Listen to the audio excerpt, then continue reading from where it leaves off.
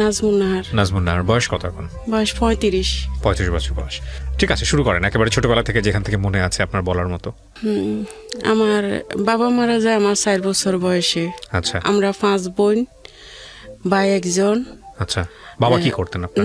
আমার বাবা আসলে ওই যে জাহাজে চাকরি করতো। জাহাজে চাকরি করতো? জি জি জি। ওকে। কিন্তু মানে এত আমার দেশের বাইরে থাকতো এরকম? না না, দেশের বাইরে না, বাংলাদেশের সাগরের ভিতরে। হ্যাঁ, মানে জাহাজে থাকতো। ওকে। জাহাজে চাকরি করতো। ওই সময় আমার আব্বু যখন বাড়িতে আসে না, তখন ওর একটা জ্বর হয় 7 দিনের। ওকে। তো চিটাংনে, এটা আমার আম্মা বলছে, আমরা তো অনেক ছোট ছিলাম।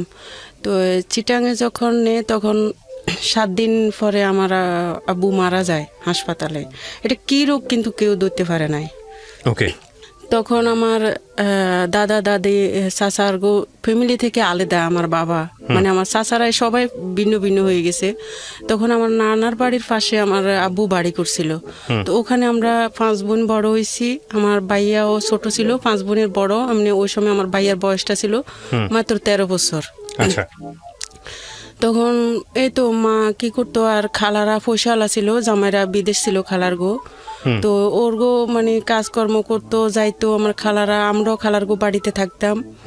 এভাবে থাকতে থাকতে পড়ালেখা করে তো দরখাস্ত হিসাবে মানে কখনো টাকা দিতে পারতো না। মানে আমার আম্মা তো কোনো হেল্প নাই, মানে কোথাও থেকে যে 5 টাকা আইবো এরকম না। আচ্ছা। তো পরে বোন বড়টা বিয়ে দিল, মেজোটা বিয়ে দিল। আমার আম্মার কত হলো, মানে ছোট বয়সেও আমি বিয়ে দিই, যদি ওর বাবার মতন আমিও মারা যাই, এরকম তার মানে উদ্দেশ্য।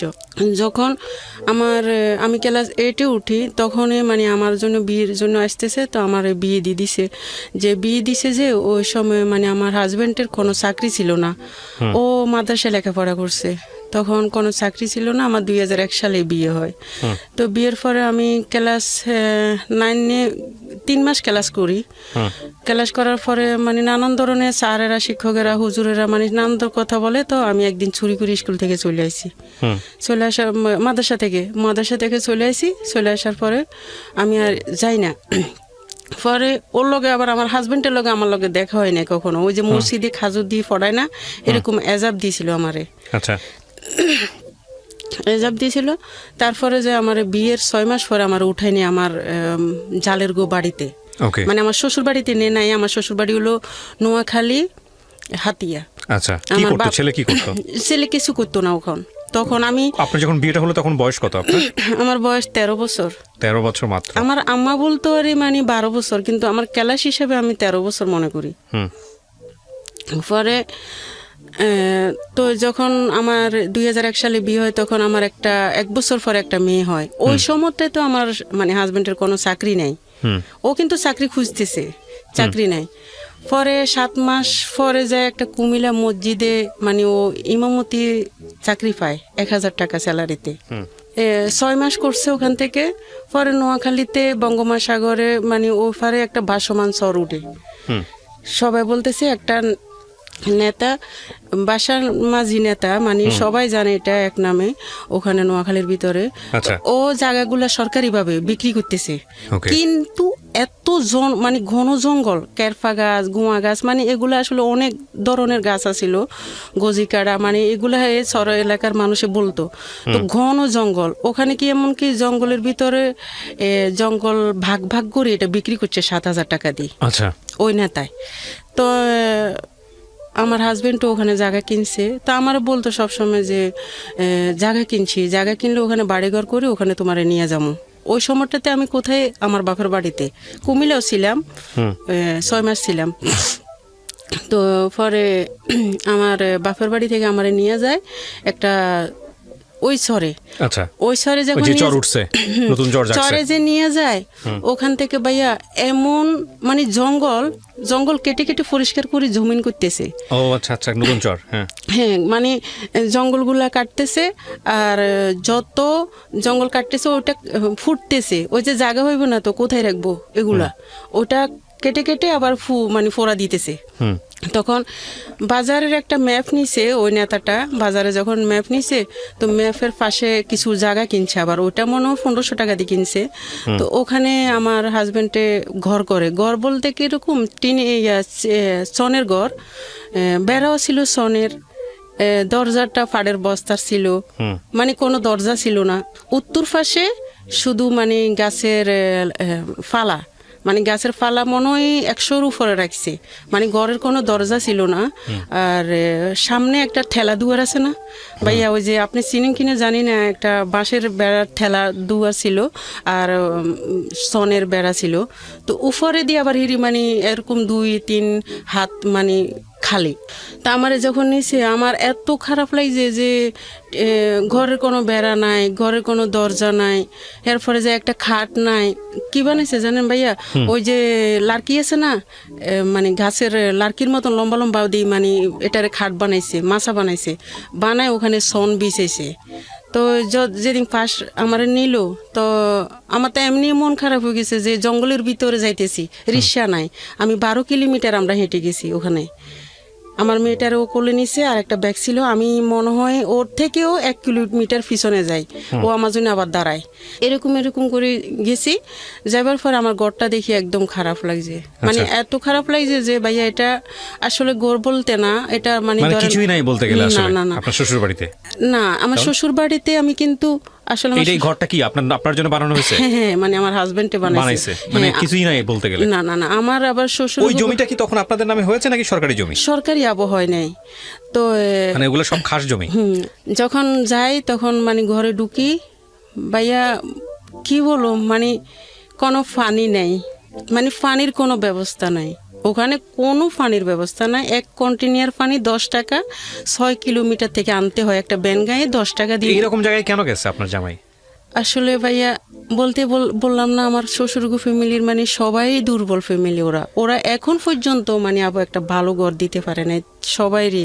এখন এরকম একটা জায়গায় আপনার ফ্যামিলি বিয়ে দিল কেন? আসলে ওই যে বাবা নাই আরেকটা হলো মানে আমার হাজবেন্ডটা মানে মাদ্রাসায় লেখাপড়া করছে, হুজুর। আর আমার দিক থেকে আমি ছোটবেলা থেকে মানে কোনো পুরুষের সাথে কথা বলতাম না, সবসময় আমি আল্লাহরে ভয় করতাম। এই কারণে আমার মার কত হলো, যাক আমার মেয়েটারে আমি হুজুর জামাই যখন পাইছি বিয়ে দিব, এটাই মানে আমার এই আচ্ছা ঠিক আছে, সমস্যা নেই। তারপর তো গেলাম আর মানে একটা ফাতিল আর একটা কড়াই আর 2টা প্লেট, ওই যে আগের যুগে বলতো এটারে মানে কোর প্লেট কইতো। এটা আসলে বলতে কি সবাই চিনে কিনা জানি না, আমি দেখছি সাদা সাদা প্লেট, সাদা দোনোটাই। তো 2টা প্লেট আর একটা কড়াই আর একটা ফাতিলে মনে হয় 1 ফুট চালের ভাত পাকান যায়। তো আমি রইলাম এখানে, রাত্রেবেলা যখন রয়েছি ভাইয়া আমি ভাত পাকেছি রাত্রে, চুলো বসাইছি নিজে, ওই যে গর্ত করছি আর 3 মাটির ইটা দিছি, দিবার পরে আমি ভাত পাকাইছি।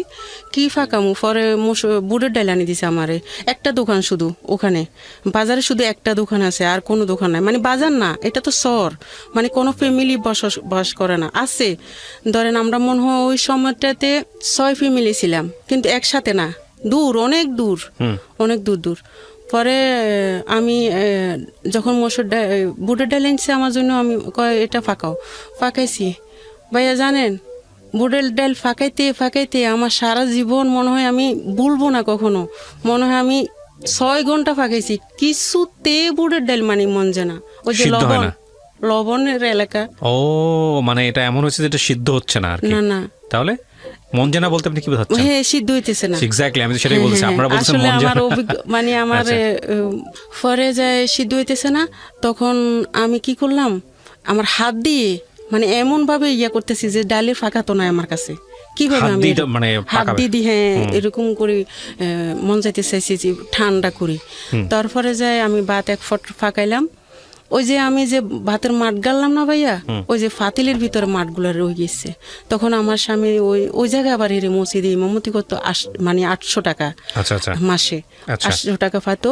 তো ও নামাজ পড়তে গেছে, আমি কি করছি, আমার মেয়েটারে আমার মেয়ে 1 বছর বয়স ওই সময়, তা আমার মেয়েটারে নিয়ে আমি ওই যে বললাম না মাছা দিছে, মাছার উপরে ছন বিছাইছে, তো ওখানে আমি বসে রয়েছি। তো আচ্ছা। আমার যে সুমু সারা দিনের কাতর, এত রাস্তা জার্নি করে গেলাম, যে 12-13 কিলোমিটার আমি হেঁটে গেলাম, হুম আমি কিন্তু বালিশ খুঁজে পাইতেছি না, বালিশ নাই। কি করব? তখন ওই যে আমি দেখতেছি আমার হাজব্যান্ড আমার আগে যে গেছে, ও কি করছে, 3টা ফাটের বস্তারে একসাথে করি শুইছে, বালিশ বানাইছে। তা আমি ওটাতে শুইছি। শুবার পরে যায় কিছুক্ষণ, আধা ঘন্টা পরে আমার ওই যে ভাতের মাঠগুলা খাইতেছে, শব্দ হইতেছে। আমি উঠলাম, ওই যে দরজা তো নাই, আমি উঠলাম, দেখতেছি ভাইয়া শিয়াল, আচ্ছা শিয়ালে ভাতের মাঠগুলা খাইতেছে। তখন আমি কি করুম, আমি কই যে কি আসলে কি জায়গায় আইলাম আমি, মানে আমার কিন্তু কান্দনও আসতেছে না, যে আমার আসলে বিন্দু বিন্দু মানে একবারও দুঃখ লাগে না যে আমি কোথায় এলাম, মানে আমি নিজের থেকে আমার তো খারাপ লাগে। পরে যখন রাত গভীর হইছে তখন শুইলাম যে খেতা, মানে আসলে বলতে কি কম্বল কি জিনিস জানি না ওই সময়। তো খেতা গায়ে দিছি ভাইয়া, জানেন কুয়াশা ফড়ি, মানে সব সনগুলা তো ভিজে ভিজে একদম পুরা গায়ের যে খেতাগুলো ওটাও ভিজে, শীতকাল ছিল।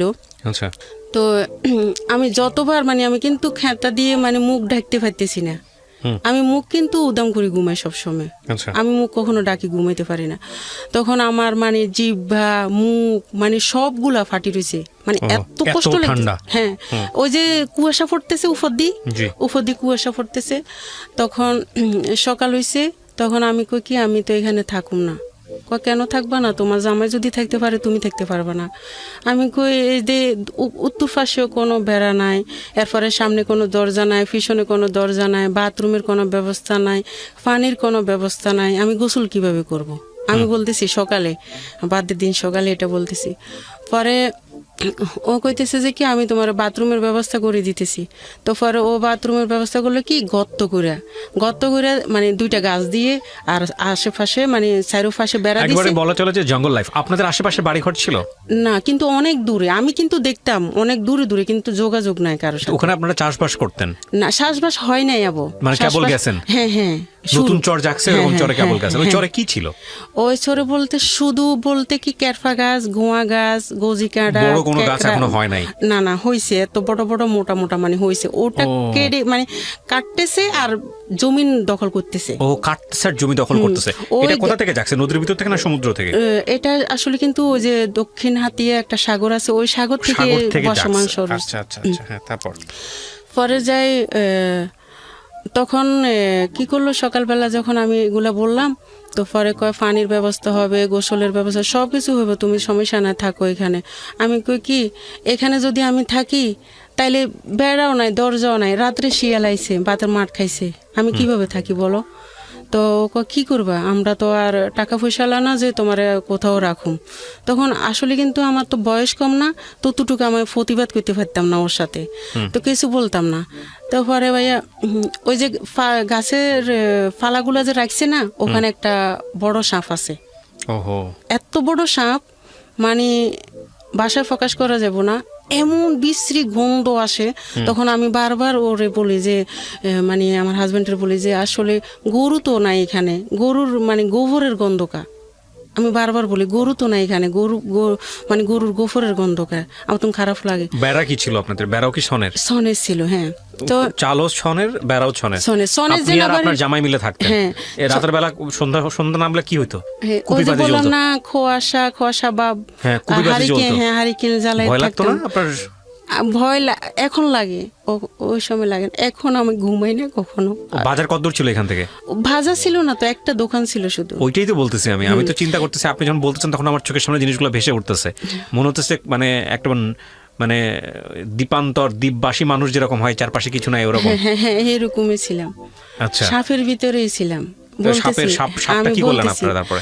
পরে যাই ও কি করছে, সকালবেলা যখন এগুলা বলছি, 2 দিন পরে এটা বলছি আমি, পরে ও কি সবকিছু দেখবা কিন্তু ভয় পাইবা না আমারে কর। আচ্ছা, তো ও তো আমারে কিন্তু পাগলা মহিষ, আবার পাগলা মহিষ, পাগলা গরু, এরপরে যে বাঘ আছে যে আমার বলে নাই, এ বাগানে যে বাঘ আছে 2টা, একটা মারিয়া লেছে প্রশাসন লোকে গুলি করি, আর একটা বাঘ ছিল ওখানে। তো ও আসরের টাইমে ভাগে মানে এমনভাবে একটা শিক্ষা দিয়ে বলার বাহিরে, তখন আমি বলতাম যে কি এরকম শব্দ তো কখনো শুনি না, এরকম কি আওয়াজ? কয় ভয় পাইও না, এখানে একটা বাঘ আছে। তো কে বলে এটা? আমার হাজবেন্ডে। বাঘ? হ্যাঁ, আচ্ছা। সত্যি বাঘ ছিল ওখানে ভাইয়া, বলেন? বিশ্বাস করবেন, কেউ বিশ্বাস করবে না, 2টা ছিল। উনি এটা দেখছে? যদি আমার এলাকার মানুষে শুনে ওরাই বিশ্বাস করবে, কেউ বিশ্বাস করবে না। আচ্ছা, মানে অন্য এলাকার মানুষ বিশ্বাস এটা করবে না। কোথায়? এলাকার নাম কি? নোয়াখালী সন্নঙ্গলিয়া। কি নাম? নোয়াখালী সন্নঙ্গলিয়া। নোয়াখালীর সন্নম্বলিয়া। দক্ষিণে। এটা কি এই দ্বীপ কি এখনো সন্নঙ্গলিয়া। এরকমই আছে নাকি চেঞ্জ হয়ে না, গেছে? এটা ভেঙে গেছে এখন। ও এখন কি সমুদ্র ভেঙে গেছে? হ্যাঁ, এটা ভেঙে এরকম গেছে। দ্বীপ জাগে আবার ভেঙেও যায়? ইন্টারেস্টিং তো, এগুলো আমাদের আসলে জানা নাই তেমন। ভাইয়া তো 2টা বাঘ ছিল। তো আমি যখন ডাক শুনছি, ও বলে না আমারে, বারবার আমি জিজ্ঞেস করতেছি, বলো এটা কি কুকুর? কয় না, এটা তো বাঘ। তো ও মাই গড। রাত্রেবেলা ও যখন এশারে নামাজ পড়তে গেছে ভাইয়া, আমি দেখি যে কি আমার সনের ভেড়াগুলার দিকে টান দিয়ে সোঁত সোঁত আওয়াজ দিয়ে মহিষগুলা খাইতেছে, মহিষ? চম চম করতেছে মহিষ? পায়ের, হ্যাঁ পায়ের আওয়াজগুলা। ভাই বিশ্বাস করতে না, আমি কি বুঝাইতে পারুম কিনা, আমি তো গ্রাম অঞ্চলের মেয়ে, এত শুদ্ধ ভাষা দিয়েও কথা বলতে না পারি না, না, আপনি বলেন যেভাবে। জানি না ভাইয়া। বিশ্বাস করেন, মহিষগুলা যখন আমার ঘরের পাশে আইছে, ঘর না এটা তো ঘরের মতন, আমি ভাষা প্রকাশ করা যাব না। যখন আইছে, ওই যে কেরফা গাছ আর নুনা গাছ আছে না, ওগুলার ছোঁড়া গুলা যে ফোটছিল, শুকনো হয়ে গেছে না, ওই শুকনাটা ওর মানে মহিষগুলার পায়ের তলে যখন ফোটতেছে, চম চম আওয়াজ দিতে আছে। তখন আমি কি জানি কোত্থেকে কি আসলো? হ্যাঁ, আমার এত ভয় লাগে, আমার মেয়েটারে নিয়ে আমি বুকে রেখেছি। ও আর তখন মেয়ে হয়েছে আপনার? বয়স হ্যাঁ, কত মেয়ের? 1 বছর আহা। ওই সময়। আমি যে আসলে কিন্তু কান্দুম বা জোরে স্বীকার করুম, ওইটাও শব্দ পাইতেছি আতঙ্ক ঢুকে গেছে। না, কেন না জানি। আমি যদি হা করি না ভাইয়া, বিশ্বাস করেন, 1 সেকেন্ডে মনে হয় 200-র উপরে মশা আমার মুখে ঢুকবো, এত মশা, ও এত মশা, বাসায় প্রকাশ করা যাবে না, এত মশা। যখন মাগরিবের সময় তো ভাইয়া, মশার গানগুলা মানে রেকর্ড করা যেত, গুনগুন গান শব্দ শোনা যাইতেছে, এরকম গানের শব্দ, মানে মানে কিরকম। পরে যে এশারে নামাজ পড়ছে, পড়ে বাজারে গেছে, দোকান থেকে আমার জন্য আলু আনছে, চাল 1 কেজি আনছে। তো আমি কি করলাম, আমি বললাম যে কি আসলে ফাঁসে দিয়ে কি এটা, এরা কয় তুমি দেখার দরকার নাই, তুমি ভয় পাইবা। আমি কই কি? কয় তুমি ওদেরকে জোড়াইও না, জোড়াইলে তোমার সমস্যা করবো, তুমি না বুঝি বসে থাকো। তো আমি বললাম যে কি এটা কি বলো? কয় মহিষ এটা। বন্য মহিষ? বন্য মহিষ, বাঘ, সাপ সবই আছে ওখানে। পরে যায় একদিন কি করলো আমার হাজব্যান্ডে, ও যে সন্না ভাইয়া জোয়ার উঠে ওখানে, অনেক প্রচুর জোয়ার উঠে। তখন ও রাত্রেবেলা আমাদের যে মেন যেটা জায়গা কিনছে, এক কানি, মানে ওটারে আসলে আপনারা কি বলেন জানি না, আমাদের এলাকায় কানি বলে। কানি, ঠিক আছে, হ্যাঁ, ওকে। কানি বলে। তো ওই জায়গায় বাগান সাফ করতেছে, আর ওই যে নদী চরের মানে একটা নালা বিলা থাকে না, চরের পানি টানি যায় যে, ওগুলোতে একটা জাল বসাইছে ও। তো রাত্রি 3টা বাজে ও জাল ধরাইতে আইছে, মানে মাছ নিতে আইছে। ও যখন আমার ঘর থেকে মনে হয় 1 কিলোর থেকেও কম হবে আসতেছে, বাজারে একটা পুকুর ছিল, পুকুরে কিন্তু মানে ফানি আছে, বর্ষাকালে ফানি থাকে। তো পরে যাই ওই সাপটা, ওই যে সাপ আমার গোপরে গন্ধ লাগে বলতেছি, ওই সাপটা যে বাচ্চা দিছে, বড় জাতীয় সাপ এটা। তো পরে ও ফানি দিয়ে এমনভাবে সাপটা আসতেছে, আমার হাজব্যান্ডকে দেখতেছে, তা আমারে ওখান থেকে ডাকতেছে যে আমি যে নিচে না নামি, মানে আমাদের ঘরের দিকে আসতেছে এমনভাবে, ওই যে রাত্রে আহার করছে, ওই মানে যে গাছের ফালাগুলো রাখছে, ওই ফালার ভিতরে থাকবো ওইখানে। পরে ও আমারে কইতেছে যে আমারে তুমি নিচে নামো না, নিচে নামলে সমস্যা আছে। তা আমি কই কি? পরে ও আমার বলতেছে আসলে চলাফেরা করতে একটু সাবধানে করিও, আমি মাছার নেজ দিয়ে দেখছি আমার ঘরে বড় সাপ ঢুকছে। তখন আমি কি করলাম, সকাল হয়েছে আর আমার মেয়েটারে নিয়ে ওই যে একটা খালা ছিল আমারে দেখতে, ফাঁস আইসিয়ার, ওর বাড়ি 2 কিলোমিটার দূরে। তো আমি জিজ্ঞেস করতে করতে মানে ওর বাড়িতে গিয়ে চলে গেছি, বাড়ি না ও আমাদের মতনই সেম কাহিনী। তো ওদের বাড়িতে গেছি। তো পরে যায় আমার হাজব্যান্ডে বাসায় এসে দেখে আমার নাই, আমি নাই। তখন আমার সবাই জায়গায় খোঁজ করছে। তো মসজিদে আবার কি করলো, মাইকে বলল যে এরকম মানে আমার দেবর আসছে ওদিন। তা আমার দেবরে বলতেছে তোর বাবিরে খুঁজি পাইতেছি না, আজকে সকালে রাত্রে সাপের কথা বলছি আর এখন চলে গেছে ও। তো কই গেছে এটাও জানি না, জঙ্গলের ভিতরে রোডঘাট, মানে রোড তো নাই ভাইয়া, রোড তো নাই।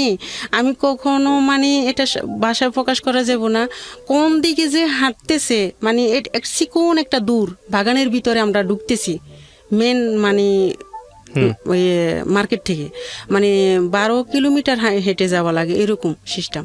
বর্ষাকালে অনেক পানি, কোমর পর্যন্ত পানি। তো ওর খেয়াল কি কোমর পর্যন্ত পানি, ও তো পানিরে ভয় পায়। তো ও কিভাবে যাইলো? যাইবো না, কখনো যাইতে পারবো না এই জায়গা দিয়ে, এলোমেলোই যাব। তো মাইকে মানে বললো যে মসজিদের মাইকে যে ইমাম সাহেবের ওয়াইফকে পাওয়া যাচ্ছে না, আপনারা যদি কেউ পান। তো তখন আপনি কোথায়? তখন আপনি কোথায়? আমি কিন্তু ওই যে আরেক বাড়িতে চলে গেছি, ওরে আমি চিনি না তেমন। আচ্ছা, ওখানে মাইকিং করতেছে ইমাম সাহেবের ওয়াইফ কোথায়? মসজিদে, ওই যে মসজিদের মাইকে ওই বলতেছে। মসজিদে ছিল, হ্যাঁ। তারপর ও নিজে নিজে মাইকিং করতেছে, ইমাম সাহেবের ওয়াইফকে পাওয়া যাচ্ছে। তো পরে যাই ওই যে খালার কাছে গেছি না, ও খালা বলতেছে আসলে তুমি যে আইছো আমার তো বলো নাই এরকম এরকম কাহিনী, এই কাহিনীর কারণে তুমি আসতেছো এখানে। তো তুমি তো বলছো তোমার হাজবেন্ডের বলি আইছো। ও আবার বোন মানে বোনের ছেলে বলতো এটা, মানে আমার হাজবেন্ডের। ওরে বললো না আমার বোনুতেরে তুমি কিভাবে আসলা, এটা তো খারাপ দেখা যায়, তুমি না বলি কেন আসলা? আমি খালা আমি একটা সাপ দেখছি ওখানে, আমি থাকুম না। কিন্তু হ্যাঁ ভাইয়া, আসলে কিন্তু সাপ না, মানে ঘরে যে মাটি ফেলাইছে না, ওই মাটিগুলো মানে পাথরের মতন, মানে উঁচা নিচা, এটা ঘরের মতো না, লবণ, শুধু লবণ। মাটিগুলোর মধ্যে মনে হয় ধরেন 1 ইঞ্চি লবণ 2 ইঞ্চি লবণ থাকে। পরে আমার বাসায় আনি দিল, আনা দিবার পরে যাই রইলাম। ভাইয়া সকালে যদি ভাত ফাঁকায় না, রাত্রে আর ভাত ফাঁকান যায় না চুলার ভিতরে, ওই যে ছাইগুলা লবণ হয়ে যায়, পানি ভিজে যায়। তখন আমার দেবর আইছে, আমার শ্বশুর আইছে পরের দিনে। তা আমার শ্বশুর আইছে, দেবর আইছে, ওদেরকে ভাত ফাঁকাইতে হলে আমাদের প্লেটের দরকার, ফাতিলের দরকার। তো আমাদের অতটুকু সমর্থ নয় যে আমরা ফাতিল বা প্লেট কিনার মতন। তো পরে যায় আমি 1 ফট করে 3 বারই ভাত ফাঁকাইছি, 3 ফট ভাত ফাঁকাইছি আমি, শুধু একবার করে 3 বারই আমি চুলায় বসাইছি। মানে ছোট ডেক ছিল, 1 ফটের ডেক ছিল ছোট। তো পরে একটা কড়াইতে আমি তরকারি ফাঁকাইছি। ও মানে ওদেরকে যখন ভাত দিছি ভাইয়া, আমার এত খিদা লাগছে যে কিভাবে যে খায়। আমি ঢাকনার ভিতরে ভাত খাইছি, ওই যে ভাতের ঢাকনা আছে না, ঢাকনার ভিতরে আমি ভাত খাইছি। মানে এত খিদা, ওরা গল্প করতে আছে, 2টা প্লেটে ভাত খেতেছে, আর আমার হাজবেন্ড আর আমি বসে রয়েছি। তো আমার হাজবেন্ড তো বা কি জানি না অতুন কিরকম খিদা লাগছে, আমার এত খিদা লাগছে। তখন আমি ওই যে বারিন্দায় বসে বসে চুলার সামনে কি করছি, ভাতের ঢাকনার ভিতরে ভাত নিয়ে আমি ভাত খাইছি। পরে যাই সাপ, এবার পরে যাই কইলো কি সাপ এটারে বাইর করতে হবে, সবাই মিলে মানে এটা পরামর্শ করতেছে। তখন দেখে যে কি সাপটা যখন একটা গাছের ফালা যখন তুলছে ভাইয়া, 21টা বাচ্চা আছে ওই সাপের। ওকে ওকে, 21টা বাচ্চা। তখন পরে যাই আমি যখন এইরকম করতে করতে ভাইয়া, আমার বড় বাসুর আইছে এখানে, আরেক মানে আমার বড় বাসুরে আবার জায়গা কিনছে এক কানে। তো জায়গা যখন কিনছে আমার বড় বাসুরে, তখন এই বাইরে মানে আমার হাজবেন্ডের সব দায়িত্ব দিছে যে বাগান সাফ করার দায়িত্ব তোমার, আর তুমি মানে লোক দিয়ে এটা বাগান সাফ করবা, জায়গা দখল করবা। তখন ও কি করলো, মানে আমার বড় বাসুরের একটা স্বপ্ন, সব পরিকল্পনা করবো এখানে বাড়িতে। তো ও কি করছে, কুমিল্লা থেকে একটা পুরান জমিন, যারা যারা জমিন আবদ্ধ করতেছে, এরা মানে জমিনে ছইবার জন্য, শ্বাস করবো না এটার জন্য একটা গাড়ি কিনছে। গাড়ি কিনে গাড়ি ফাটাইছে ওই ছড়ে। তা আমার হাজবেন্ড এটা দেখাশোনা করে, এটা কিন্তু আজকেও নষ্ট কালকেও নষ্ট। তা আমার বায়সুরের কাছে যখন বলে ভাইয়া এটা তো নষ্ট, কারো জমিন ছুঁইতে পারতেছে না, এখন কিভাবে করা যায়? কয় তুমি সবাই জমিন ছোঁয়াবা, কই সবাই থেকে টাকা নিয়ে গাড়ি ঠিক করো। তো একদিন কি করছে, ও বেয়ারিং না কি জানি গাড়ির মানে ফাঁস না কি বলছে, ও উপরে গেছে। এটা ওখানে ব্যবহার করতে পারি, মানে উপরে, মানে বাজার সদাই করতে যাইলে কইতো কি উপরে যাইতেছি। তো উপরে যখন যাইতো আমার ওই সময় কিন্তু ভাইয়া পুরা 2 দিনে চাইল নাই ঘরে, মানে কোনো চাইলে নাই ঘরে। তো আমার মনে হয় আমি 6 বেলায় খাই নাই।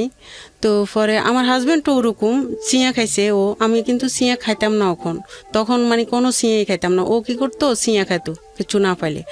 তো পরে যায় 4টা বাজে ও আমার কইতেছে গাড়ি তো নষ্ট হয়ে গেছে, আমি গাড়ির বেয়ারিং ঠিক করতে যাইতেছি উপরে, আমি আসি তোমার চাল কিনে দিব। তো ও গেছে, যাইবার পরে যায় ও আমার কইতেছে কি আমি আসার পরে তোমার চাইল কিনা দিমু। ও কিন্তু আসে নাই ভাইয়া, ও রাত্রে রয়ে গেছে। কেন আসে না? ওই যে 13 কিলোমিটার হাঁটতে হবে এবং কি পানি না, দিনের বেলা পানি দিয়ে গেছে, রাতের বেলা কিভাবে হেঁটে আসবো? তো ও রয়ে গেছে। আমি যে এই ঘরে রয়েছি ভাইয়া, 1 কিলোমিটার থেকেও কাছে, এখানে নেতারা মদ খাইতেছে, মানে ডোল ফিরতেছে, নাচতেছে, গান গাইতেছে পুকুর পাড়ে, ওই যে বাজারের পাশে। হ্যাঁ আমি কিন্তু শব্দগুলো শুনতেছি, মানে আমি সারা রাত্র বসে রয়েছি যে হাজবেন্ডের অপেক্ষায়, যে হারিকেন জানাই, মানে সাইলেন্ট বউ, আমি ভাত ফাঁক করে খামো। এরকম করতে করতে সকাল হয়েছে। সকালবেলা যখন ছেলে মেয়ে যাইতেছে, তখন আমি কইতেছি তঙ্গ তো হুজুর নাই, আজকে পড়াইব না মুক্তবে, তোমরা আমারে 6 টাকার মুড়ি আনিয়া দাও দোকান থেকে। তো 6 টাকার মুড়ি আনি দিছে আমার একটা মেয়ে, আমি খাইতে লাগছি পানি দিয়ে ভিজাই।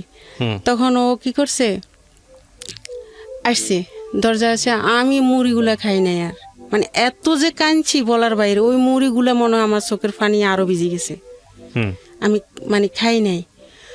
পরে যায় কি করলাম, তো পুকুর তো ছিল না, পানি তো ছিল না, মানে সব উড়া পানি দিয়ে আমি গোসল করতে হয়, 1 কন্টেনার পানি, মানে কোনো সময় আমার চুলও ভিজে নাই, এত অল্প পানি দিয়ে গোসল করছি, এটা ভাষায় প্রকাশ করা যাব না। পরে একদিন এত জোয়ার আইছে ভাইয়া, বলার বাহিরে, মানে এত জোয়ার, পুরাটা বিড়া ডুবে গেছে।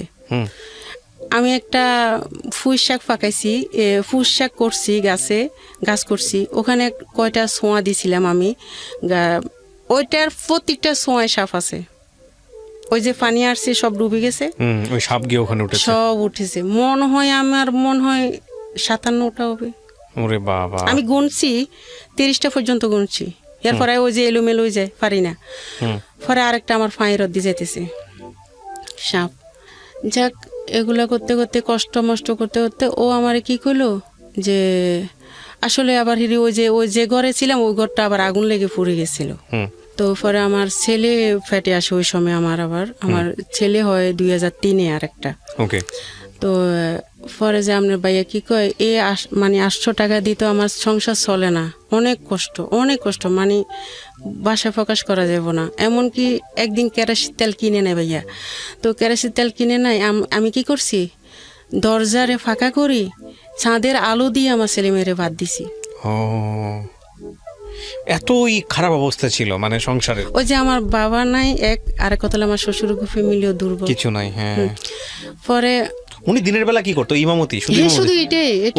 আর ওই যে জঙ্গলগুলো নিজের দখল করতেছে, কাটিয়ে ওরটা, ওই জমিটুকু যতটুকু কেটে দখল করতেছে, অত জমি ওর। কিন্তু এই নোকটাই সব চলে গেছে, ওই যে গোড়াটা তুলতে এই কেটে যতটুকু জমি পারতেছে সব হচ্ছে ওনার জমি, যতটুকু নিতে পারে। শক্ত মাটি, অনেক লবণাক্ত মাটি, তো ওই যে গোয়াগুলা তুলতো, যে এই নোকে অনেক রক্ত ছিল, ওইটুকু হচ্ছে ওর, যতটুকু পাচ্ছে অতটুকু। এই জমিতে পরে আপনাদের থাকে না, সব তো চলে গেছে। হ্যাঁ। আচ্ছা, তারপর পরে ও আমারে বলতেছে যে তো পরে একদিন চাউল নাই, তো চাউল নাই পরে যায় কয় কি আসলে কি করবা বলো। আমি কই যে আটা আনছিলে, ওখানে রুটি মনে হয় 60টা হবে বানামো। তো আসলে আটা যে আনছে, আমি একদিন বড়া পিঠা বানাইছিলাম তেলে, তো পরে যায় বড়া পিঠা বানাইছে আর 60টা রুটি হবে মনে হয়। তো আমি চাউল নাই যখন রুটি বানাইতে, আমি বেলুন কই পামু, আমি ফিরি কই পামু।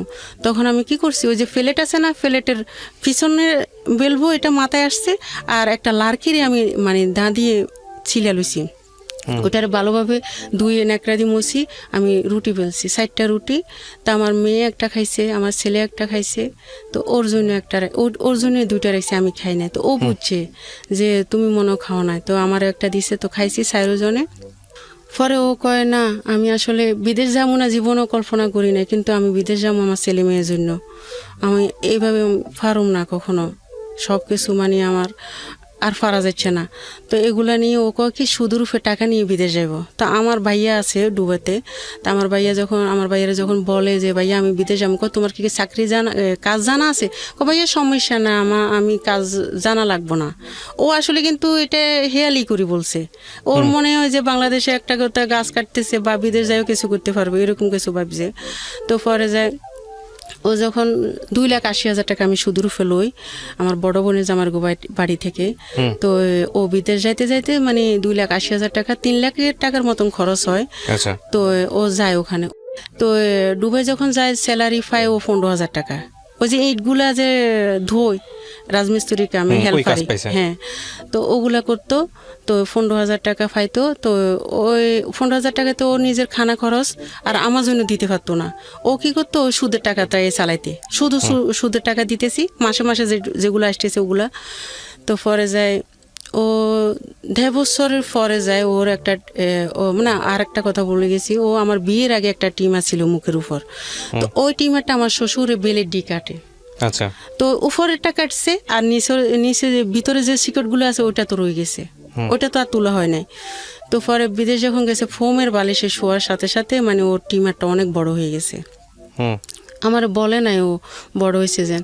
3 বছর পরে ও বলতেছে যে কি আমি দেশে আসব। তো সমস্যা নেই দেশে আসতে, কিন্তু ওর কোনো টাকা পয়সা আনে নাই। 50,000 টাকা আনছে আরেকজনের থেকে ধার নিয়ে।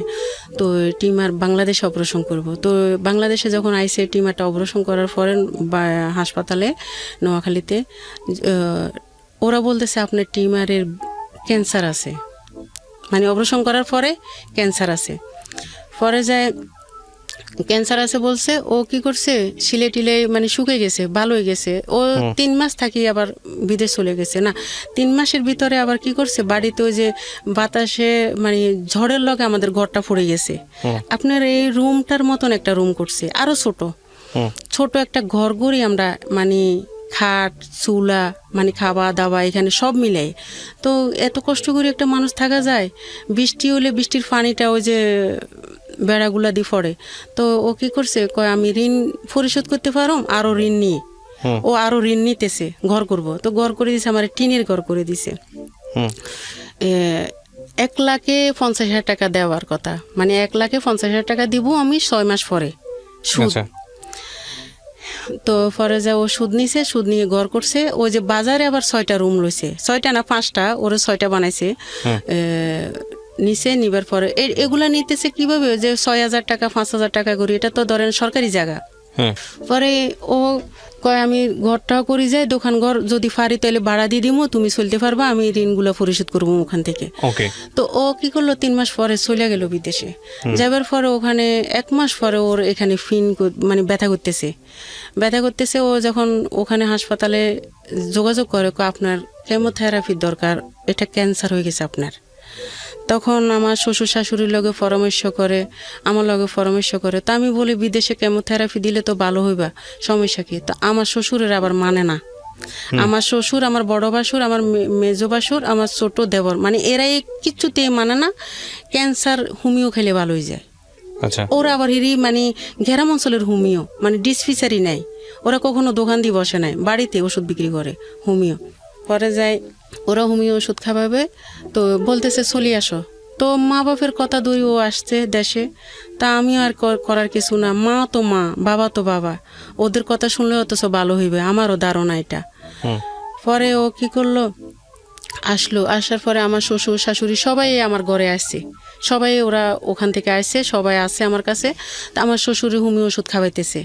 তো এত বড় হয়েছে ভাইয়া, অনেক বড় হয়েছে, মানে এত বড় যে হয়েছে 1 সপ্তাহের ভিতরে হোমিও ওষুধ খাওয়ার পরে আমার শ্বশুরে খাওয়াইতেছে টিমারটা ভাটতে, মানে বাড়ার পরে যেন ফেটে যায়। ও মনে হচ্ছে ফেটে যাইলে ভালো হইব, ওই যে ক্যান্সার না, এটা তো ভালো হইব না, বিপরীত যাইব, ওইটা আমার শ্বশুরে বুঝে নাই। পরে যখন আবার আমার শাশুড়ি কি করলো, আমার ভাইয়ের বড় বাসুরের ছেলেরা তাই দুবনালি আনাইছে, গ্রাম অঞ্চলের মহিলা। তো ও আবার কি করলো, টিমারে দুবনালি লাগাইছে। দুবনালিটা 12 দিন পরে যায়, লাগানোর 12 দিন পরে এটা ফেটে গেছে। একটা গরু কাটলে যেরকম রক্ত, ওরকম রক্ত যাইতেছে, এত রক্ত গেছে বলার বাহিরে। পরে যায় যখন রক্ত যাইতেছে, আমার শাশুড়িরা কোনো চিকিৎসা করে না, শুধু ওষুধ মানে ওষুধ খাওয়াইতেছে, হোমিও ওষুধ। তো পরে যায় আমার 7 মাস পরে যায় ও মারা যায়। আমার শ্বশুর শাশুড়ি মানে আমার অনেক কষ্ট দিছে, অনেক কষ্ট বলতে কি, ওর গো খেয়াল যে ছেলে মারা যাইলে আমাদের হাতে যদি মারা যায় সম্পত্তির মালিক আমরা হব, এই যে এক কানি আর ওই যে 5টা দোকান, এটাই ওরা পাইব। আমারে মানে রাখতে চায় না, মানে বারবার আমারে মানে নির্যাতন করে, শুধু বলতেছে কি, তোর তো এখানে কিছু নাই, তোর বয়স কম, তুই তো বিয়ে বসে যাবি আমার ছেলে মারা যাইলে, তোর কি এখানে অবলম্বন, মানে সবাই আমার বায়ুসুরে আমার কয় চিন্তা করিস না, আমি আছি না, আমার হাজব্যান্ডের উদ্যোগে এটা আমার বলতেছে, কই তুই চিন্তা করিস না, কিন্তু আমি বারবার করি ভাইয়া ডাকানি ক্যান্সার হাসপাতালে ভর্তি করে ওরে। ও আবার বলতেছে ভাইয়া আমার দোকানটা বিক্রি করে দেন, কোনো সমস্যা না, আমি বিক্রি করলে আমি ঢাকা যাই চিকিৎসা করুম, মানে আমি হাসপাতালে পড়ি থাকুম, আমার খানা বন্ধ হয়ে গেছে, আমি খাই না, আমার চিকিৎসা হইব, আমি ঋণগুলো পরিশোধ করুম আর আমার দোকানটা বিক্রি করে দেন। সবাই আসে দোকান কিনতে ভাইয়া, আমার বড় বাসুর, আমার শ্বশুরেরা সবাই মিলি বলতেছে এটা মিথ্যা কথা, ওর ব্যাংক ব্যালেন্স পুরা টাকা, এটা মিথ্যা কথা নাটক, ওর ওয়াইফের কারণে এই দোকানটা বিক্রি করতেছে, ও সুস্থ আছে। তো কাস্টমাররা তো বাড়িতে যাই দেখতেছে না, তো ও কাস্টমাররা চলে যাইতেছে। পরে যায় আমার হাজব্যান্ডে, আমার মেজো ভাসুরের একদিন বলতেছে ভাইয়া আমি পারিয়েন না, দেয় আমার কিচ্ছু খাইতে মনে করেন, আমি হাসপাতাল পড়ে থাকুম, স্যালাইনের দ্বারায় আমার দোকানটা বিক্রি করে দেন। কয় তুই কিভাবে মারা যাবি এটা টেনশন না করি, তুই দোকান লই মরস্কা, আমার মেজো ভাসুরে বলতেছে। ওকে। পরে যায় ও এরা এগুলা নিয়ে আমার শাশুড়ির খেয়াল যে আমরা যতক্ষণ থাকুম অতক্ষণ তো বউটা এইখানে থাকবো, আমরা যখন চলে যাবো বউ তো চলে যাবো ভয়ে। ও এরকম হয়েছে ভাইয়া, মানে শুকাই ভয়ে, মানে সবাই ভয় করবো, আমি ভয় করি নাই ওরে। পরে যা আমি রইছি, ওরা চলে গেছে, সবাই আমার কাছে রাইকা চলে গেছে। চলে যাবার পরে মানে আমার হাজব্যান্ডটা আবার মনে মনে করছে যে আমার মা বাপে তো এর জায়গা দিব না কখনো, তো বাজার থেকে একটা লোক আই না কাগজ করছে, স্ট্যাম্প করছে, মানে জায়গা জমিন আমার ছেলের নামে আমার নামে করে দিয়ে যাবো, তো স্ট্যাম্প করছে। তো ওটা তো কিন্তু সরকারিভাবে আমাদের কাছে মানে কাগজ যায় নাই, এটা একটা স্ট্যাম্প। তো পরে ও 7 মাসের সময় 13 সালের 13 তারিখে জুলাই মাসে মারা যায়। আচ্ছা আচ্ছা আচ্ছা। মারা যাবার সাথে সাথে ও আবার কি করলো, মারা যায় যে ওই সময় ভাইয়া কেউ ছিল না, আমার পাশের একটা মহিলা ছিল আমার কাছে। আমি এত বেগে সিলকাই, মানে আমি অজ্ঞান হয়ে যাই, আমি নিজেও জানি না, আমার শ্বশুর নাই, আমার শাশুড়ি নাই, আমার মানে কেউ ছিল না। পরে যায় ও যখন 10টা বাজে মারা যায় না, 10:30 মারা যায় ও।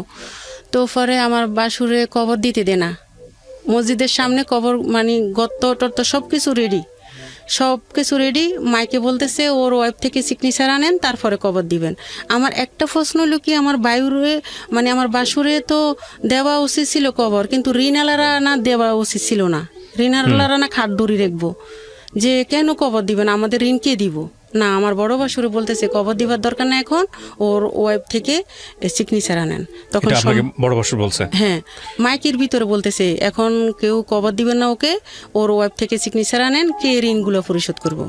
ওই সময়টা আমার ঋণগুলো হয়েছে 7,52,000 টাকা। ওটা আবার একটা ডায়েরিতে সমাজেরা লেখে, মানে আমার হাজবেন্ড থাকতে, ওই যে যারা ঋণ যদি আমি ঋণ না দিতে পারি, এটা একটা বৈরক মিল ছিল সমাজ সহ সবাই।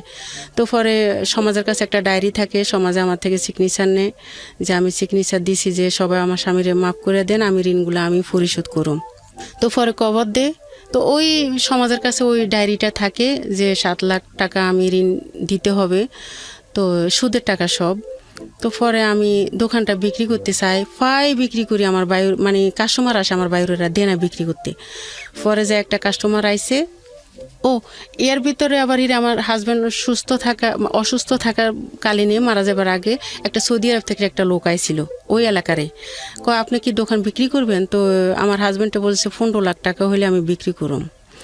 তো পরে যায় আমার জিজ্ঞেস করছে, তো আমি বলছি যে কি আসলে আমার গার্জিয়ান আছে, মানে আমার বড় বাসুর আছে, মেজো বাসুর আছে, ওদেরকে জিজ্ঞেস করেন কততে ছাড়বো ওরা। তো ওরা কিন্তু সারা শব্দ বাজারে দেয় না এই লোকটারে, এরেও মানে ধোঁয়া দিছে। তো পরে যখন চলে গেছে, তো আমি খালি বলতেছি ওই লোকটা আমার কাছে ফোন দে না কা, আমি তো দোকান বিক্রি করি এলাম।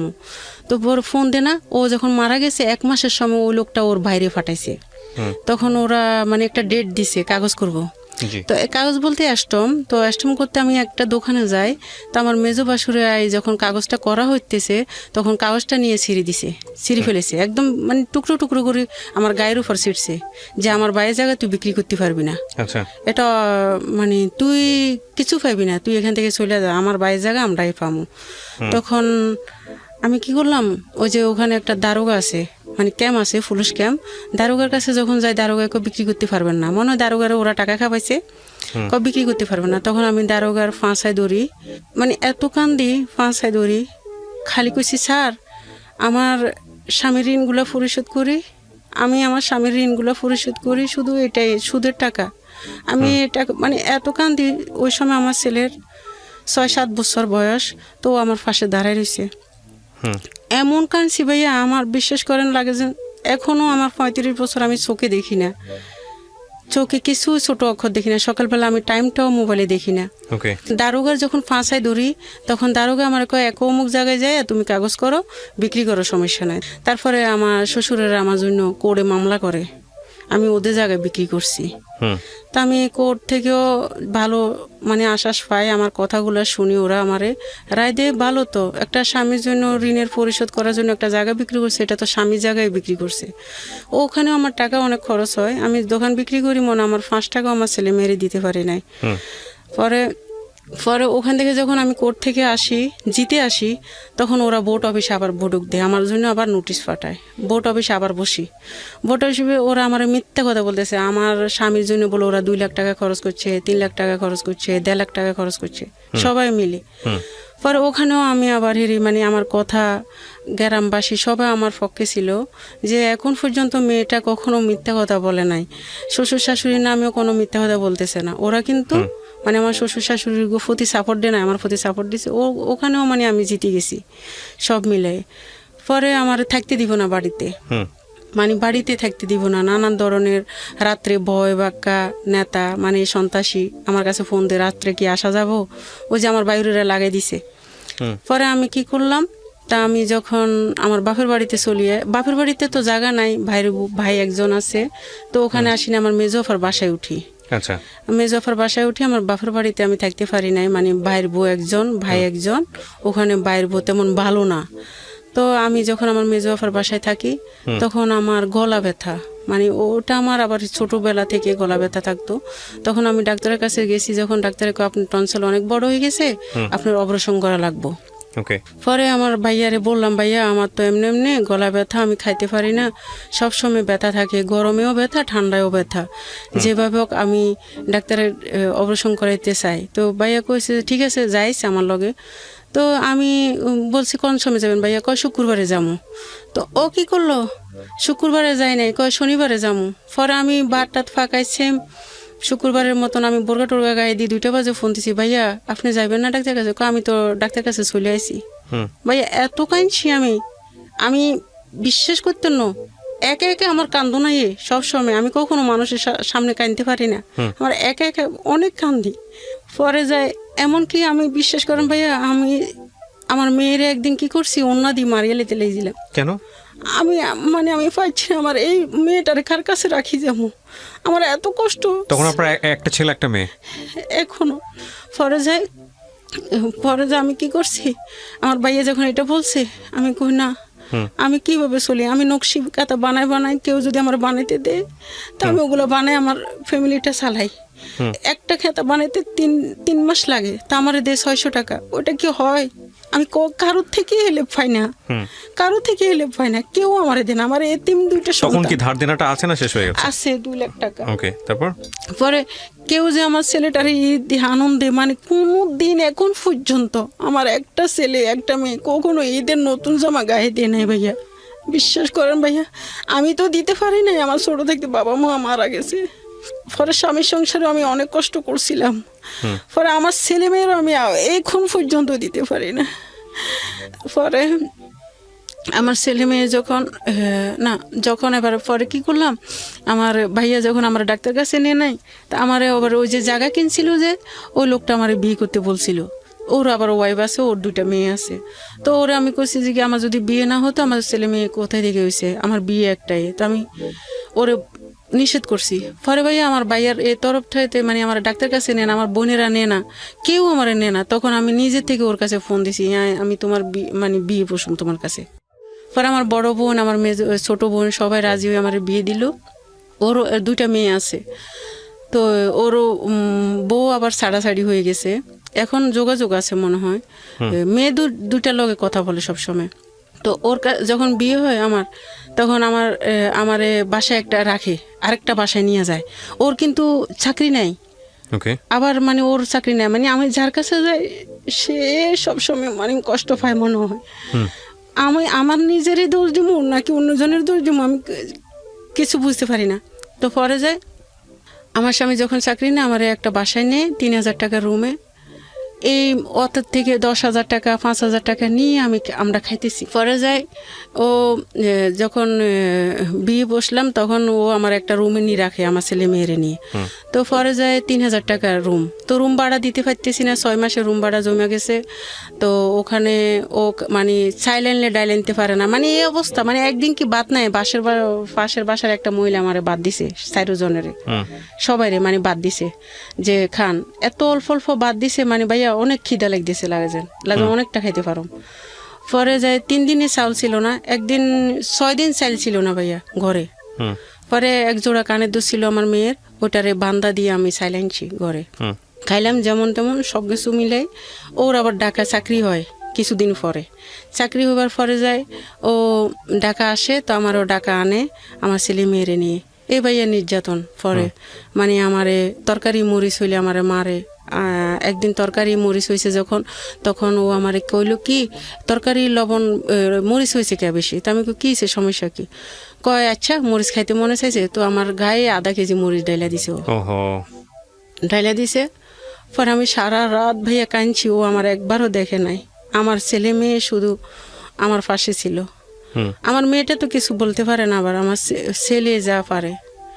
তো পরে যা ভাইয়া বিশ্বাস করেন, এ আমারে মানে ঠুনকা, মানে যে কোনো কথায় আমার মারে সব সময়। হ্যাঁ, আমি যখন রুমে যাই না, কয় এখন রুমে আইসো কা, তা আমি আমার রুমে আসুম না, কয় আমার কথা বলা শেষ হইলে তারপরে তুমি আসবা। ও ফোনে কারোর সাথে কথা বললে আমার যাইতে দে না। তো ও দরজা লক করে দিয়ে ও একা একা ঘুমায়, আমার মানে আর আমার ছেলে মেয়ের লগে ঘুমাই আমি। তো এইভাবে করতে করতে ওর সাথে এখন আমার ছেলে মেয়েরে আমি ফালাইতেও পারুম না। ও কত হলো তুমি তোমার ছেলে মেয়ের ফালাই দাও, তোমার ছেলে মেয়েরে আমি খাওয়াইতে পারব না, আমার দরকার নাই, আমি পারবো না খাওয়াইতে, কিন্তু আমি নকশি গাঁথা বানাই, যে বানাইতে দে আমার ছেলে মেয়ের খরচ। পরে আমার ছেলের যখন স্কুলে ভর্তি করাইছি ভাইয়া, তখন বাধ্যতামূলক 8-এর কোচিংয়ের টাকা নেই 600 টাকা, আর 350 টাকা মাসের বেতন। তো আমি হেড স্যারের লগে মনে হয় 1 ঘন্টা কাঁদছি, স্যার এটা মাফ করেন, কোচিংয়ের টাকা আমি দিতে পারুম না। আমার ছেলেরে যদি কোচিং করাইতে পারতাম তাহলে তো আমি ছেলেরে কোচিং করাইতাম, আমি না করেছি শুধু টাকা না দিবার জন্য, আমি তো টাকা দিতে পারুম না। আমি এত কাঁদছি বলার বাইরে ভাইয়া। স্যারের সামনে তখন গেট বার হইতে আমার স্যারে আমার ছেলে কইতেছে, মা চোখের পানির কোনো মূল্য নাই, কখনো কারো কাছে বলবেন না আমার বাবা মারা গেছে। আমার চোখের সামনে আপনি দারোগার ফাঁসায় দড়ি কাঁদছেন, চোখের পানির কোনো মূল্য আছে মা? আমার কইতাছে যে 21,000 টাকা দারোগায় নিয়েছে আপনার থেকে, আবার স্যারে আপনার থেকে 7,000 টাকা নিতেছে, আপনার কোনো চোখের পানির মূল্য আছে? কখনো আর কোনো জায়গায় বলবেন না যে আমার বাবা নাই, সবাই বলবেন আমার বাবা আছে। পরে আমার ছেলেরে পড়াইতে মানে অনেক কষ্ট হইতেছে পড়াইতে। আমি নকশি খাতা বানাই, নকশি খাতা কোনো সময় বিক্রি করতে বলতে যেটা দাম মানে 1,000 টাকা, ওরা আমার 800 টাকা দেয়। তা আমি টাকার জন্য পারি না। ওরে আমার হাজব্যান্ডের বলি, এখন বর্তমানে যে হাজব্যান্ড আছে ওরে বলি আমার 3,000 টাকা দাও, আমি 3,000 টাকার কাপড় আনে বিক্রি করি, আমার ছেলে মেয়ের খরচ চালামু। ও আসলে দিব বলে, কিন্তু ও আমার প্রশ্ন করে আমি কি তোমার দিতাম না কইছি? আমি তো তোমার বলতেছি দিমু কখন, ওই সময়টা কখনো হয় নাই। আবার পরে মেয়েরে আবার বিয়ে দিছি। ও আমারে কয় কি আমি তোমার ছেলে মেয়ে খাওয়াইতে পারবো না। আমার খেয়াল কি ও আমার খোঁটা দিব না আর আমার মেয়েটা বিয়ে দিলে। এক জায়গায় যখন বিয়ে দিছিলাম ভাইয়া, তো ওরা 6 দিনের পরে ও ছেলেটা তালাক দিয়ে দিছে মেয়েটাকে। মেয়েটার কত বছর বয়সে বিয়ে দিয়েছেন? 13 বছর বয়সে। কেন 13 বছর বয়সে বিয়ে ভাই দিলেন? ওই যে বললাম না আমি নির্যাতন হইতেছি আমার ছেলে মেয়ের নিয়ে, এই কারণে। মানে আমি চাইছিলাম আমার মেয়েটা যখন আরেক ঘরে যাইবো তখন আমারে আর কিছু কইব না, আমার ছেলে শুধু। পরে যায় ওই 6 দিনের মাথায় ওরা তালাক দিয়ে দিছে ছেলেটা। পরে আমি আবার কি করছি, 1 বছর পরে আবার আমার মেয়ের বিয়ে দিছি। ছেলের মা বাবা নাই, ছেলে কিন্তু সব কিছু আমি বলছি। আমার মেয়ে কারোর সাথে কথা বলে না, যদি বেশি কথা বলে ও রুমে ঢুকে থাকে, মানে কারোর কফিয়ত দেওয়া লাগবে, কথা বলা লাগবে, আসলে তো জানে না কথা বলতে। ও তো কথা বলতেই পারে না, একই কথা বারবার বলে। তো প্রতিবন্ধীর মতন আর একটু লং করে হাঁটে। তো যে চাকরি দিমু ওই চাকরিটা মানে আপনি যদি ওরিজন আলু খাজুর বা মুড়ি যদি দেন না, 3টার নাম একটা বলতে পারবো, আর 2টা ও স্মরণে হারাইছে। ওটা বলতে পারে না। এগুলা আম্মু, এগুলা এগুলা এগুলার নাম বল কি। এখন পর্যন্ত ওর 20 বছর বয়স, ও খেজুর বলতে পারে না, সরনে আড়ায়, কিন্তু বলছে। মানে একটু প্রতিবন্ধী বলতে যেটা বোঝায়, একটু হ্যাঁ, মেন্টালি। এই মেয়েটা নিয়ে আমি অনেক কষ্টতে আছি শুধু। তারপর পরে যাই আমি যখন বিয়ে দিছি, আবার বিয়ে দিছি, ও এখন বলতেছে আমি প্রতিবন্ধী মেয়ে এলে ঘর করুম না, ছেলে হয়েছে একটা, আচ্ছা আমি প্রতিবন্ধী মেয়ে এলে ঘর করুম না। পরে যাই ভাইয়া বিশ্বাস করেন, একদিন অন্যা দিয়ে ফেঁসায় মারিয়ে লাইতেছি। আপনার যে- মেয়েকে?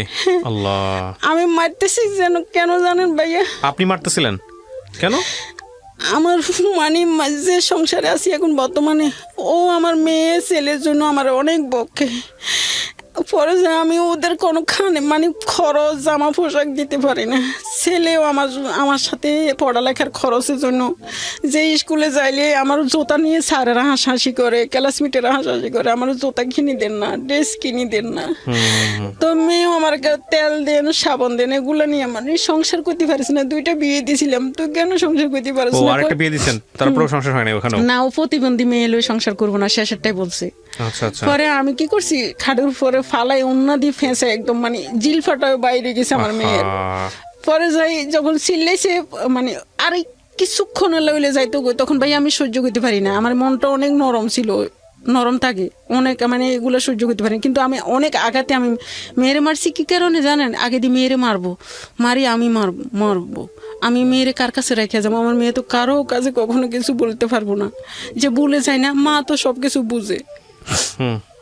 পরে আমি যখন আমার মেয়ের যখন এখন আমার মানে একটা ছেলে হয়েছে ওর, এখন ছেলেরও সব কিছু আমি দিতে হয়, মেয়েরও দিতে হয়, আমার ছেলেটারও দিতে হয়। আমার ছেলে আজকে 8 মাস চাকরি, প্রতিটা জায়গায় চাকরির জন্য খোঁজ করে, কিন্তু চাকরি দিবে 1 তারিখে। সব 1 তারিখে আমরা আশা বসিয়েছি, এখন পর্যন্ত 1 তারিখে। কালকে 1 তারিখ গেছে, ওই 1 তারিখেও আমার ছেলে এক গার্মেজে গেছে, কইছে কি অফারটা ছাড়া নিব না, হেল্পারও নিব না। পরে আমিও গেছি এক জায়গায়। পরে যাই ভাইয়া আমি কিন্তু চাকরি করতে পারবো না কখনো, যে আমার হাড়ের ক্ষয় আছে, আমি অনেকক্ষণ দাঁড়াইতে পারি না, অনেকক্ষণ শুইতেও পারি না, অনেকক্ষণ বসতেও পারি না। 5 মিনিট দাঁড়াই থাকলে 5 মিনিট বসে থাকতে হয়, এভাবে। তা আমার ছেলের জন্য গেছিলাম, যাই কো ভাইয়া ছেলে হেল্পার নিব, কই না না অফারটা নিব। তা আমি অফারটা যদি এখন যদি ওরা সিলে শিখাইতে যাই 2000 টাকা লাগবো, আমি 2000 টাকা কই পাই? আমি আজকে এখানে আসব, আমি কালকে টাকা সারা রাত খুঁজছি সবার কাছে ফোন দিয়ে, গাড়ি ভাড়া। আপনার এখানে মনে হয় 3-4 বারই আইসি আজকে থেকে, আমি প্রতিদিন টাকা মানুষের থেকে দাঁড় করিয়ে আনতে হয়েছে। আমার ঘর ভাড়া মনে হয় 3 মাসে জমছে। আমি ইয়ার আগে ছিলাম এক জায়গায়, মানে 1 সালা টিনের ঘর করে 4 মাস ছিলাম এক জায়গায়। মানে আমার হাজব্যান্ড বর্তমানে যেটা আছে এর চাকরি চলে যায়, তো নভেম্বর মাসে 20 সালের নভেম্বর মাসে যখন চাকরি চলে যায়, বাড়িওয়ালারা আমাদেরকে বাইর করে দিছে, আপনারা ঘর ভাড়া দিতে পারবেন না, আপনারা বাইরে যান। তো কই যাবো? নদী তো বাড়িঘর ভেঙে গেছে, কিছুই নেই, মানে কিছুই নেই। পরে কই যাবো? তো আমার হাজব্যান্ডে বলে, তো আমার বাড়িতে আমি চলে যাবো, তুমি কি করবা তোমার সন্তানদের নিয়ে? কই যাবো? তুমি যেভাবে ঢাকা দেখো কোনো জায়গা আছে কিনা, আমরা ঘর করে থাকুন প্রয়োজনে। কত পয়সালা মানুষ আছে বুঝি, কত জনে বিল্ডিং করি, ছাদ করে রেখেছে, ওই ছাদের নিচে যদি আমাদেরকে জায়গা দেয়, আমি প্রয়োজনে থাকবো, আমি কই যাবো? আমার তো বাড়িঘর নাই, নদী ভেঙে গেছে। পরে গাউসিয়া একটা জায়গা আছে, ওরা 5000 টাকা ভাড়া দিবে মাসে। তাও মানছি, হ্যাঁ মাসে 5000 টাকা হইলে আমি ওখানে থাকবো, হাঁস মরক ফালবো, যে কোনো একটা ইনকাম করব। এটা নিয়ে আমি 2 লাখ টাকা আবার সুদূর ফুলই। ওখানে ঘর করি, ঘর করবার পরে 50,000 টাকা লই, বিটা বান্ধি ঘর দিয়ে 1 সালা, মানে উপরে 1 সালা টিন। যেদিন ভাইয়া জানুয়ারির 2 তারিখে আমি যাই ওখানে, ভাইয়া উপরে টিন আছে, চারপাশে কোনো টিন নেই। শীত, এমন শীত জানুয়ারির 1 তারিখে, এই 21 সালে এত শীত ভাইয়া, কুয়াশা পড়তেছে। আর আমার নাতিরে লই, আমার ছেলে মেয়ের হলে আমি মশুরি টাঙায় আবারও উদাম চরের মতন গাউসিয়ার ওই পাশে বেলাবো কয়, ওইখানে রয়েছি। আমার আগের কাহিনীগুলো আবার মনে পড়ছে, আমি কেন আবার সুখ পাইলাম না, কেন আমার পায়ের তলে মাটি নেই, কেন আমি সারা জীবন বুঝি মনের সাথে যুদ্ধ করব, কখনো আমার পরিকল্পনা আশা পূরণ হইব না। শুধু মানে সবসময় আমার পায়ের তলের মাটিগুলো চলে যায়, আমি যেটা ধরে ওটা। তখন আপনার জামাই ছিলেন আপনার সঙ্গে, মানে আপনার হাজবেন্ড ছিল না? ও তো চাকরি নাই, ও আছে, ও সব মানে আমরা 2 লাখ টাকা সুদের উপর লই। তো পরে কয়টা হাঁস কিনি, 35টা হাঁস কিনি। তারপর একটু বলেন শুনি, এটা আপনি রিল্যাক্স ঠান্ডা মাথায় বলেন। হ্যাঁ, হাঁস কিনলেন, তারপর কি হলো? হ্যাঁ, যখন হাঁস কিনি তখন হাঁসের খাবার দিব না, আমাদের খাবার দিব। তখন হাঁসের খাবারও দিতে পারতেছি না, আমাদের খাবারও দিতে পারতেছি না। একটা টেন কারি টেনের ভিতরে ভাত ফাঁকাই। যখন 10 কারি রেডি করলাম, চাউল নাই, চাউল রেডি করলে লার্কি নেই, মানে এমন অবস্থা। নুন আনতে পান্তা ফোড়া যেটাকে বলে। হ্যাঁ, পরে ওখান থেকে আমরা ওই যে জায়গায় আছি, এই জায়গায় একটা কাশপুরে খান, মানে আলাম খান, শালাম খান এরকম নামে মানে একটা মহিলা আমার কইছে ওরা আল্লাহর হস্তে আপনার ঠাকবার জন্য বাড়ি দিব। আচ্ছা, ওদের অনেক বাড়ি আছে, আমনেরে নিয়ে যাবো। তো পরে একটা ভাবি আমারে নিয়ে গেছে, ওরা আমারে 5 বছরের জন্য থাকতে দিব। তো ওখানে ভাইয়া ওই ঘরটাতে কারেন্ট সিস্টেম বা গ্যাসের লাইন মানে কোনো কল পানির ব্যবস্থা নাই। তো ওরা বলতেছে 35,000 টাকা যাইবো ওটা ঠিক করতে। তো 35,000 টাকা পাইব, ওখানে তো সুদের টাকাই বাড়তেছে। ডিসেম্বরের 20 তারিখে আমি সুদের টাকা নিছি, 21 সালে, 20 সালের। তখন পরে যাই ও আঙ্কেলেরে বলি যে কি আঙ্কেল আমরা তো 35,000 টাকা দিতে পারবো না, এখন ঘরও কমপ্লিট হইতে পারবো না, আমাদেরকে কোথাও যদি জায়গা দেন। আমরা এমন অবস্থায় আছি, গোসল করতে পারি না, বাথরুম নাই। ওই যে 5 আছে না, 5-এর পানি দিয়ে আমি মুখ হাত ড্যাগ মানে সব কিছু ফাতেটা দিয়ে ধোয়া হয়, গোসল করা হয়। আর ওই যে মশা, সেম মশা, মানে এত মশা ভাইয়া বলার বাইরে। বাথরুমে বসা যায় না, মশুরি টাঙে দিনেও বসন লাগে। আর ঘরের বিটাটা এরকম মোটা মোটা ফাটা। আর জানালা ছিল না, কোনো জানালাই ছিল না, টেন ছিল না। আবার আমি ওই আগে সেম এরকম ভাবে ঢাকা শহরে থাকতে। পরে যাই 15 দিন পরে আমাদের দরজার সামনে দিয়ে গাড়ি 20-30টা যাইতে আছে, মাটি টানতে আছে, দুল আর দুল দুলা বালু যাইতে আছে ঘরের ভিতরে। বাইয়া রাত্রেও ঘুমাইতে পারতেছি না, দিনেও ঘুমাইতে পারতেছি। ওখানে আবার 4 মাস হইতেছে, 5,000 করে মালিক হিসাব রাখছে। প্রতিদিন ফোন দিতে আছে, আপনারা জাগার ভাড়া দেন না কা। পরে আমরা ওই যে খানেরা বলতেছে আমাদের এখানে 6,500 টাকা করে রুম যায়, আপনারা চাকরি হওয়া পর্যন্ত এখানে থাকেন, সমস্যা নাই। এটা কত সালের ঘটনা? এই তো আচ্ছা। পরে যায় ভাইয়া যখন মে মাসে পরে খানেরা মানে ওরা আমারে বলতেছে যে কি তোমরা আসো এখানে 6,500 টাকা দিয়ে থাকো, চাকরি হইলে তোমার হাজবেন্ডের, তারপরে যায় তুমি আমাদেরকে ঘর ভাড়া দিও। পরে আইসি এখানে আসার পরে আমি ওই যে ঘরটা আমরা বিক্রি করতে পারি না, ওখানে 2 লাখ টাকা। আপনার মেয়েটা কোথায় আছে এখন এটা বলেন? আমার কাছে। আর আপনার আপনার হচ্ছে ওই জামাই কি আপনার সঙ্গে থাকেন না? মানে আপনার দ্বিতীয় হাজবেন্ড আপনার সঙ্গে? না থাকে না, ও সিরাজগঞ্জে থাকে। সিরাজগঞ্জ থেকে কি করে? ও চাকরি করে। তো চাকরি করে তো আপনার সংসার চলার কথা, কিসের চাকরি করে? 1 মাস হইছে চাকরি করে। চাকরি পাইছে তো? হ্যাঁ। আচ্ছা, তাহলে আপনি আর আপনার মেয়েকে নিয়ে আছেন। আপনার ছেলেটা কোথায়? আমার ছেলে আমার কাছে আছে, ও 8 মাস ধরে চাকরি খুঁজতেছে, চাকরি পাইতেছে না। বয়স কত ওর? 18 বছর। এই গল্পটা আপনি কেন বললেন আজকে রেডিওতে লাখ লাখ মানুষের কাছে? আসলে যে আমি 2বারই বিয়ে দিছি আমার মেয়েটারে, আর আমিও এটা। আর একটা কথা হলো যে নদী বাড়ি ভেঙে গেছে যে ওই সময়টাতে, কিন্তু যখন নদী আসতেছে ওই সময় আমি জায়গাটা বিক্রি করা উচিত ছিল, ওইটা আমার ভুল।